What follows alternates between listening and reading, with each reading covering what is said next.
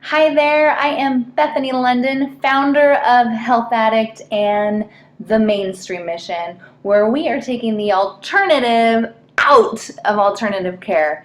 We are looking to raise consciousness around health and well-being, and we're bringing to you stories from different people that have different backgrounds, whether it's a doctor or fitness expert or someone that's cured themselves through stretching. There are so many different unique and alternative methods that people aren't even aware of. And so we're here to share that journey with you. And I'm so excited that you've come to listen. And please share if this supports you with your people, because everyone deserves to hear these amazing messages of people taking on their health.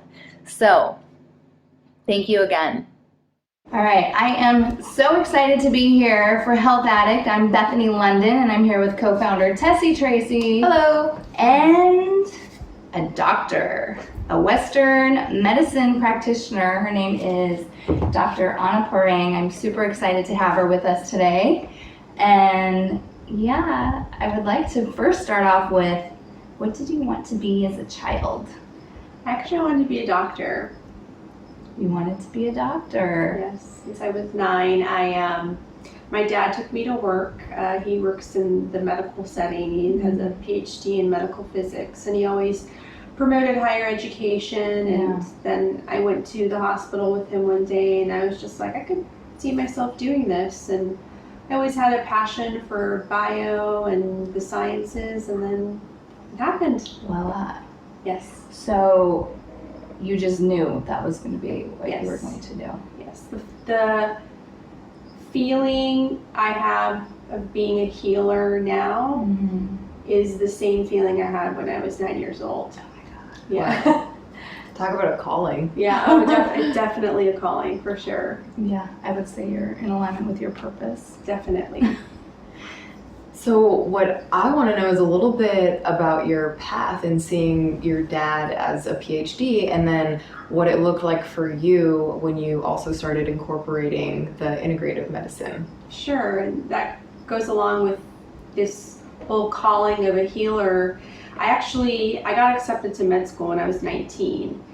And, I went to med school, and then actually, when I was in in medical school, I we have to do rotations, and I did a rotation with one family medicine physician who was very alternative, and he would spend time with his patients, and he would tell them, well, why don't you take ginger, or why don't you take turmeric? And I was like, oh, this is really cool. I want to learn more about this. And I really liked family medicine because you got to spend time with people, and there was a great continuity of care.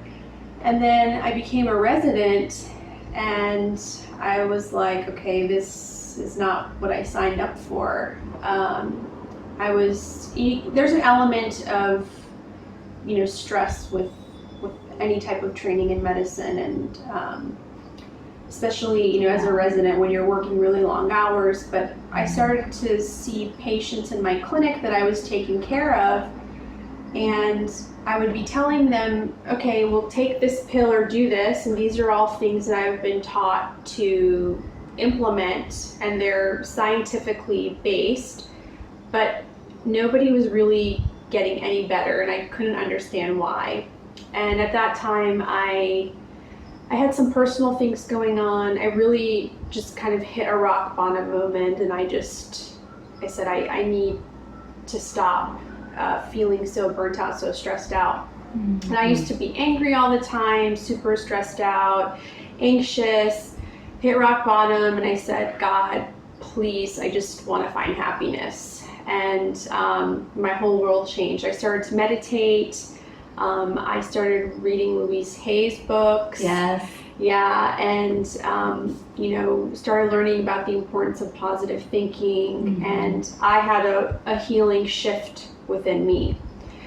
Okay, I want to stop you for one second. So was it right after you were like, God help me?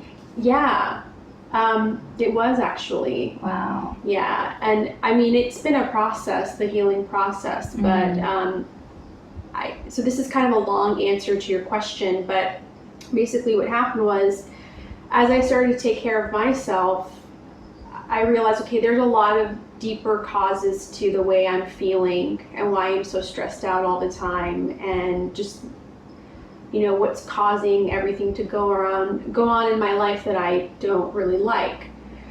So when, there's that whole concept of heal the healer, which they don't teach in medicine. You have to take care of yourself as a doctor first.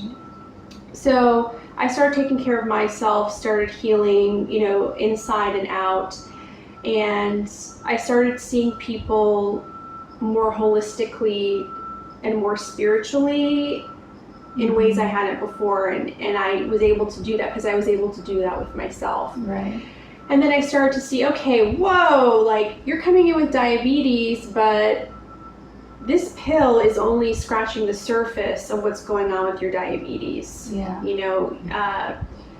Well, why do you have diabetes? Well, you're overweight. Well, why are you overweight? Because you stress eat. Well, why do you stress eat? You had psychological trauma as a child and that contributed, or you're not managing your stress well at home. And in a 10 or 15 minute visit, you can't get to the deep root causes of what the person is presenting for.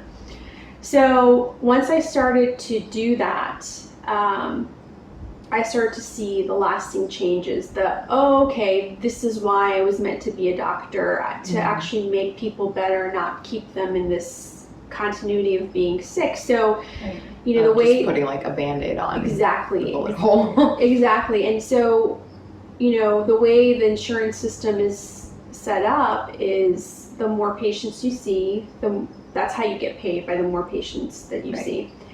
And but you only have a really short amount of time to spend with them, so you can't get to the root causes of things. So a pill becomes the easiest fix, and it's a whole shift that I think would really need to happen, because the way the system's also set up culturally is somebody comes to me expecting me to fix them, and without understanding that I'm not here to fix anyone. I'm here to help, I'm here to heal, but the power to heal is within all of us, because a lot of the stuff that people come to me for are most of the time caused by either an unhealthy lifestyle and poor stress management, social issues that end up culminating into a physical issue that I end up seeing.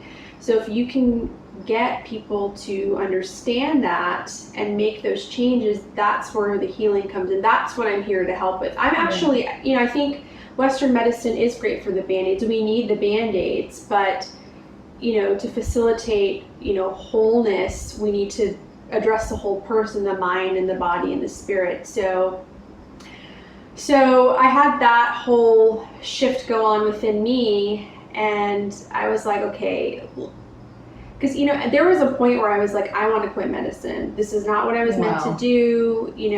I can't do this to people. They're coming to me and I'm keeping them sick. But then I realized, okay, maybe my path is to help people understand these concepts, because people are looking up to me. So there was a method to the madness of becoming a Western trained physician. And again, it's great to use those concepts. And then just through my own healing path, I've learned so many things that I've been able to share with others. So I went to India and I learned Reiki, and then I became certified in Kundalini Yoga, and then in Ayurveda, and all these things I originally got interested for my own healing. And then I was like, okay, well, this is great. I've healed. Here's my next step. Share it with the world. Right. And slowly I started integrating those concepts. And the more I can help share that with people, the more I see light bulbs go off, and people I can see they start to heal, but it's a difficult process. It's a painful healing is a painful process. I always tell people, sometimes you gotta go down before you go up. Yeah, so it's the only way out is through, and why not help people through that path that I've been on? Yeah, that's an amazing journey and Yeah, path. thank you. And to going a little bit back to the insurance stuff and what you're talking about, like your incentives as a Western doctor and how the system is set up to get paid, it's a lot of what you said was reminding me. I'm in a coaching program right now. It's called the Institute for the Psychology of Eating. And he's like how the owner, Mark David, is like how the diet industry is set up right now is telling people what to eat and what to do, when the other half, if not more than half of the equation, is who that person is. What is it that makes you overeat? What is it that has you emotional stressed out? And that is causing these things that are coming across as your symptoms. Now you're overweight, you have diabetes, but like spiritually and who you are, like where does that come from? So my question to you is, what do you think a process could look like for the incentive to flip, where it's actually incentivized to incorporate this, whether it's from insurance companies or to incentivize like going deeper with people, like from, does that make sense? Like why is this not already headline news, and how can we get there? Well, I think it's not headline news because insurance companies and pharmaceutical companies really do have a lot of money, and everything, unfortunately, is revolved around money.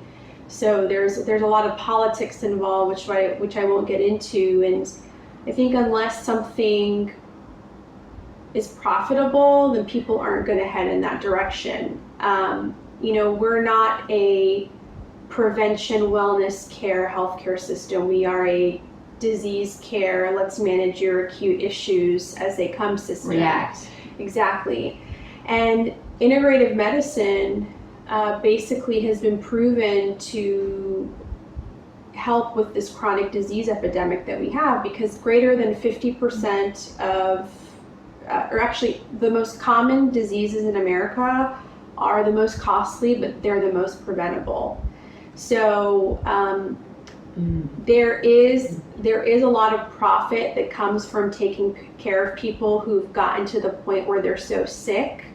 But at the end of the day, that costs a lot more money than if you work on prevention. You allow doctors to spend time with patients, you educate people, and so there's a little bit of delayed gratification involved there. So I think if the government can really see how a little bit of delayed gratification on the front end, you may not make as much money now, but it'll help with cost savings in the future. Right. That's like expensive surgeries that are not needed. Or they might be needed, but they could have been prevented. Totally. So and then also, is there an herb or a modality that makes a lot of money and can be used for good?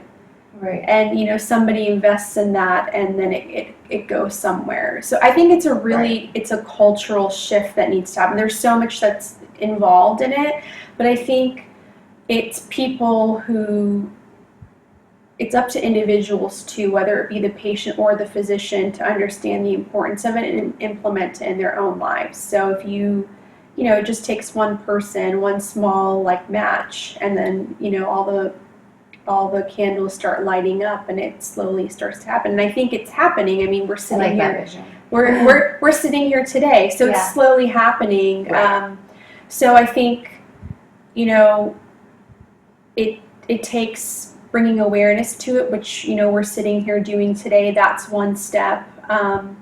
It's always been my dream, in the future, to go to Congress and say, well, yoga and meditation has been scientifically proven to help with health. Acupuncture is covered by insurance. Why aren't you covering yoga and meditation? These are harmless, relatively harmless modalities. Breathing. Exactly. Focusing on breathing. Exactly. So why not cover those things, then give somebody, all these medications that are making them feel even sicker. Right. Yeah. Covering up one thing, causing another. Exactly.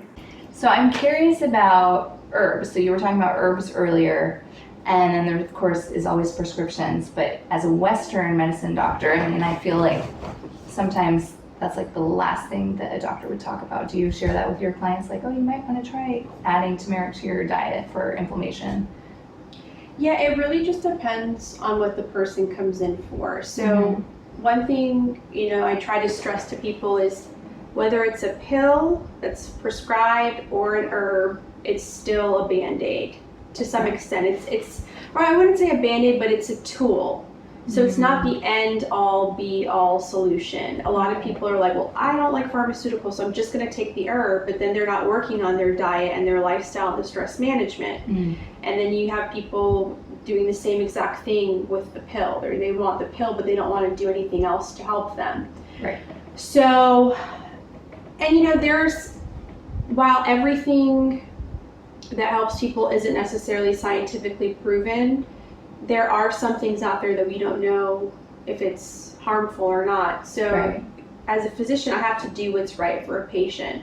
Right. So if I think that their pressure is really high, their blood pressure is really high, and they need a pill or else they're going to have a stroke, I'm going to give that to them. But if they're at a place where they may benefit from a pill or an herb or a lifestyle modality that can help, and the herb is not harmful, then yes, I will go ahead and do that first before I recommend the pill. Right. But it's more about even preventing the need for a pill in the first, or even an herb in the first place. But yes, so people who have nausea or indigestion, they may benefit from ginger, and I love ginger. It's a great anti-inflammatory, it's a great anti-nausea drug.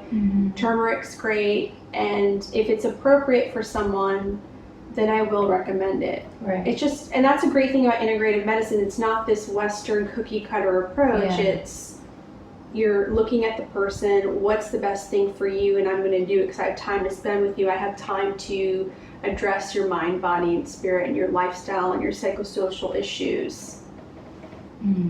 That's so cool. I mean, one of my things recently is that my uncle, he'd hate that I'm sharing this, he had kidney stones. And so they schedule him for a surgery, and then he goes and does his own research online and sees that maybe drinking lemon juice might help. And so he does that, and he goes in for surgery, and sure enough, he doesn't have the stones anymore. And it's just, to me, it's like aggravating. Why wouldn't they even attempt to share that, with him? Why did he have to go home and do his own research? So, well, I think it's just the way doctors are trained. Yeah. They're so trained to focus on that acute issue, and they don't know these things. I mean, they don't teach us about prevention. They don't teach us about nutrition. I mean, they do, but it's not extensive. We're really good at managing the acute issues. Right. Like when somebody comes to me, the first thing I'm thinking, well, is whatever they're presenting with deadly? That's the first thing I have to think about. So that's kind of how we're trained to think, and we're not trained to think about prevention or even, those things. And the thing is in order for a doctor to really promote something, there has to be some type of scientific evidence to prove it. And, to some extent, I think that is pretty reasonable, because you don't want to tell someone, okay, take this or do this, and then it's going to cause, it's going to intermix, or it's going to cause a side effect with their pills or cause harm. So it's not only a cultural shift with people and patients, it's a cultural shift in medicine. I think it's heading in that direction, but it starts with, medical education. Yeah. Teaching students, people are not just their disease. And so it's almost like the doctors have all these drugs that they're faced with on a daily basis that are coming at them, and so that's what's on the forefront of their mind. They aren't thinking another way. They're just it's not that they don't know, it's that it's not even like coming up. Well, no, I mean, if like, for you use the example of lemon juice, nobody was ever taught that in med school. So, or, a nephrologist or a urologist who he went to see to remove the stones was never taught that. They're taught to use pharmaceuticals. They're taught the surgical approach. So it's a matter of education. Yeah.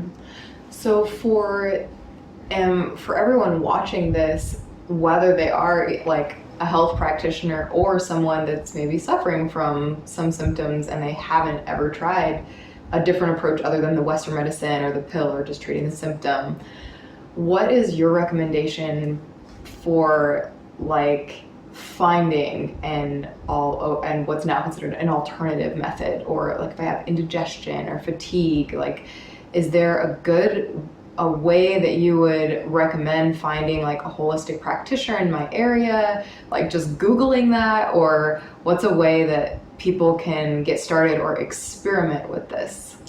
Well, I say the first thing to start off with is, like I said, you're your own best healer.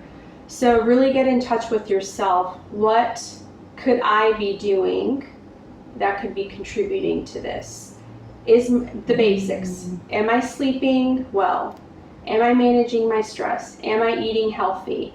If you're not doing any of those, am I drinking a lot of alcohol? If you're not doing any of those, then when you go see a practitioner, whoever they might be, who may or may not address those things, you're not going to facilitate complete healing. So I would recommend that people start off with that. And that's where it does sometimes take a physician or a healer to help figure out, well, why aren't, the even deeper reason, why aren't you taking care of yourself? Is there an issue with a lack of self-appreciation and self-love?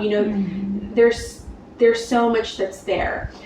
So one thing I would kind of advise against is while people are their own best healers, doctors and practitioners are trained with the knowledge of the human body. So just because you read about something online doesn't mean that you have it or that you should do it. You should get somebody's advice and go with your gut feeling. If you go to a doctor and you feel like they're closed-minded about it, then try to look for somebody that might be more open-minded. You dictate your own healing path. So as far as finding the right practitioner, I think Google helps. You can look up holistic, alternative, integrative, any of those terms. And that's probably the best way to start. But I think if you put that intention out there and you really want to heal yourself, then the opportunities and the people will come on your path. Yeah. I like that. I mean, with everyone that I've been talking to lately, it's all about, whether they've conquered MS, I mean, they still have it, or epilepsy or cancer, that it did start with them owning it and, okay, what can I do to create something different? Mm-hmm. So true. It all starts with us. Okay. So Dr. Aunna Pourang has written a book called Meditate, Don't Medicate. Yes. Would you like to share some of that with us? Sure. So it's a self-help workbook, and it's an introduction to mindfulness.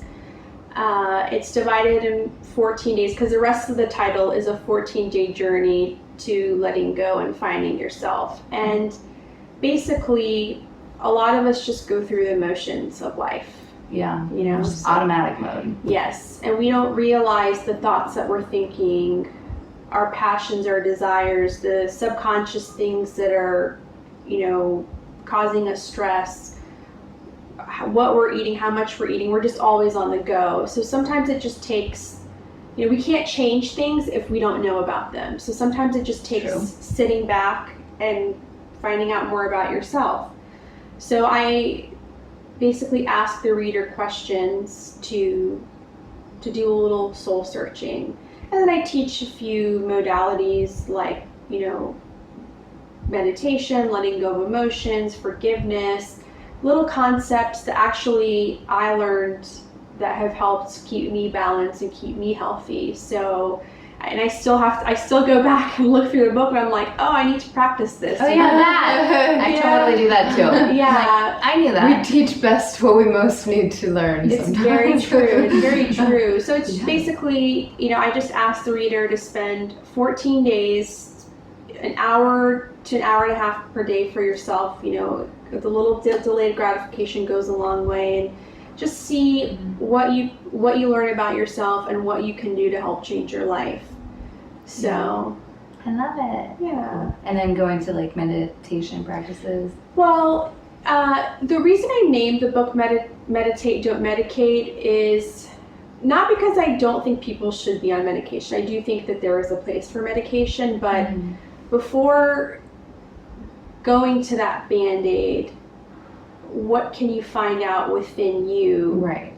And that's where the meditation comes in, because meditation is really about being present and mindful. And I think that's where a lot of people's issues come from. They're stuck in the past, or they're dwelling on the future, and they're not being present. They've been conditioned to be all over the place, you know. So how can I keep bringing it back to the present? Just really simple concepts that can lead to a balanced life. Yeah. Amazing. Thank you. I love it. Yeah. And so I love the title. with like, this has been an amazing wealth of knowledge just in this video. Thank you. Like other people want to learn more about you and your practice and other like value that you offer, where can they find you or read more about or see what else you're up to? Sure. So my website is www.draunna.com. So it's DRAUNNA.com. And I'm also active on social media. So you can follow me on Instagram, Dr. Aunna, DRAUNNA. Link you all up. Yeah. Facebook, and Twitter. I blog on my website. So I blog about the things that we talked about today, just to get the information out there. And I also, if you're local in the Los Angeles area, I have an integrative medicine and Ayurveda practice in Santa Monica that I see patients. So, Yay, I'm so excited. thank you. Well, I want to say thank you so much for joining us today. Thank you for having me. As a doctor, I mean, that's huge. Yeah. And seriously it is, because I think like our vision that we talk about in really having someone like you who sees, experiences, and has that vision of both sides and this marriage that we're heading towards, but that really is the future of healing and health. Yes. So, yeah. Amazing. It is amazing. And thank you for doing what you're doing, because it takes a team effort. Just like the patient-physician relationship, it's a team effort. So on both sides, it needs to be doctors being open-minded to this, and patients being open-minded to understanding that it's not that doctors don't want to, it's that they don't necessarily know. So it's all about coming together to facilitate change. Right. Yeah. Cool. I love it. We're up to big things. Up to big things. Nice. Well, hopefully we'll reconnect with you soon Definitely. in the future, and Yes. maybe do another video for you guys Yes. and talk more about this. Yes. Thank you guys so much for being here. I hope you were as inspired as I was for that last message. So powerful, so powerful. And remember, if you have friends and family that also have powerful messages, we want to get them out. They deserve to be heard, because we all learn from each other, and there are so many unique ways of healing ourselves that doctors don't even know about. I don't even know about until someone shares with me. So support the mainstream mission. Let's show everyone that there is another way, and let's crush the word alternative so that it's care. We are just being in self-care and proactive about our health, which is our wealth, and yeah, that's what it's all about here at Health Addict and the Mainstream Mission. So please share, and thank you so much again for joining us, and we'll talk to you on the next one. Have a beautiful and blessed day. Bye.